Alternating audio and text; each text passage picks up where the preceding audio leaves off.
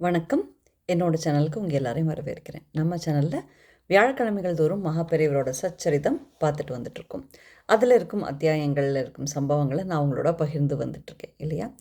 இதுவரையும் நம்ம 42 அத்தியாயங்கள் பார்த்துருக்கோம். இன்றைக்கி ஜூலை 17ஆம் தேதி வியாழக்கிழமை அத்தியாயம் 43 பார்க்க போகிறோம். மகாபெரிவா எல்லா ஜீவராசிகள்கிட்டையும் ரொம்பவே அன்பாக நடந்துக்கிட்டாரு அப்படிங்கிறது நம்ம எல்லாருக்கும் தெரியும். அதை விவரிக்கும் விதமான சம்பவம் தான் இது. மகாபெரிவருக்கு எப்போவுமே காலையில் பசுமாடுகளை தரிசிக்கும் வழக்கம் உண்டு. அதே மாதிரி மாலை நேரங்களிலையும் பசுமாடுகளோட ஏதாவது உரையாடி கொண்டிருப்பாராம் அவர்.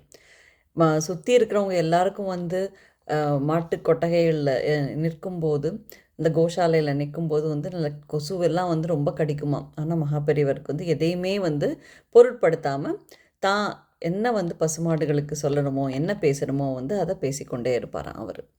ஒரு தடவை என்னாச்சா, ஒரு நிறைமாத கர்ப்பிணி பசுமாடு பிரசவிக்கிறதுக்காக ரொம்பவே சிரமப்பட்டு கொண்டிருந்ததாம்.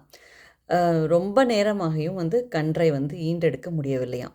அதனால் அங்கே இருக்கிற கால்நடை மருத்துவர்களெல்லாம் கூப்பிடணும் அப்படின்னு சொல்லிட்டு நினச்சிட்டு இருந்தாங்களாம் அந்த மடத்து நிர்வாகிகள்.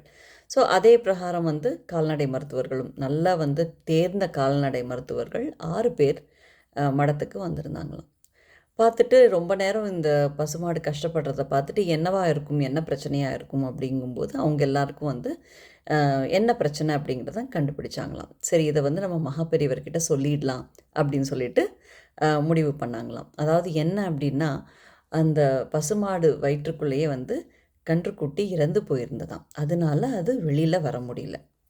இப்போ அந்த கன்றுக்குட்டியை எப்படியாவது பசுமாடு வயிற்றுலேருந்து வெளியில் எடுத்தாகணும். இல்லைன்னா அந்த பசுமாட்டின் உயிருக்கும் ஆபத்து. இதை போய் அவங்க மகாபெரிவர்கிட்ட சொன்னாங்களாம்.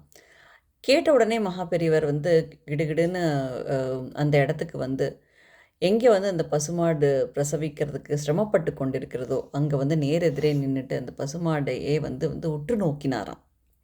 ரொம்ப நேரமாக பார்த்துக்கிட்டே இருந்தாராம் அந்த பசுமாடை. அப்போ கொஞ்ச நேரத்தில் சிரமப்பட்டு கொண்டிருந்த பசுமாடு இந்த பக்கம் அந்த பக்கம் நகர்ந்து ரொம்ப கஷ்டப்பட்டு கொண்டிருந்ததான். அது எப்படியோ ஒரு நிலைக்கு ஒரு அமைதியான நிலைக்கு அழகாக கன்றுக்குட்டியை ஈன்றெடுத்ததான். அவங்க எல்லாருக்கும் ஒரே ஆச்சரியம். இறந்து போன கன்றுக்குட்டி வெளியில் உயிரோட அழகாக அந்த பசுமாடு கன்றுக்குட்டியை ஈன்றெடுத்துருச்சு அப்படின்னு சொல்லிட்டு அந்த கால்நடை மருத்துவர்கள் எல்லாருக்கும் ஒரே ஆச்சரியமாக. அந்த பசுமாடு அந்த கன்றுக்குட்டி ஈண்டெடுத்த பிறகு மகாபெரிவர் அந்த இடத்த விட்டு நகர்ந்தாராம். அதாவது அவரோட அருட்பார்வை எவ்வளவு கடாட்சமான அருட்பார்வை, எவ்வளவு பாக்கியமான ஒரு பசுமாடு அது. இந்த சம்பவத்திலேருந்து நமக்கு என்ன தெரியுது அப்படின்னா, அவரோட அருட்பார்வை எல்லா ஜீவராசிகள் மேலேயும் ஒரு அன்பையும் ஒரு ஆதரவையும் செலுத்திக்கிட்டே இருந்திருக்கு அப்படிங்கிறது நமக்கு தெரியுது இல்லையா? இன்னொரு வியாழக்கிழமை நான் உங்களை எல்லாரையும் சந்திக்கிறேன். அதுவரை ஜெய ஜெயசங்கர, ஹர ஹர சங்கர.